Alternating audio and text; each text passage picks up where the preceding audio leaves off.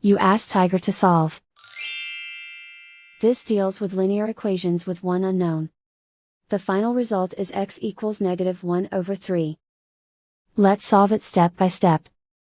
Simplify the expression. Group like terms. Simplify the arithmetic. Group all x terms on the left side of the equation. Subtract x from both sides. Group like terms.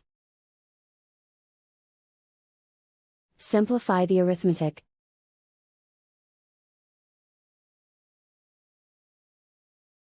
Group all constants on the right side of the equation. Subtract 2 from both sides. Simplify the arithmetic.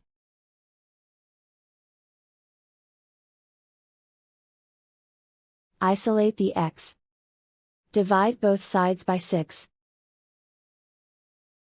Simplify the fraction. Find the greatest common factor of the numerator and denominator. Factor out and cancel the greatest common factor. And so the final result is x equals -1/3.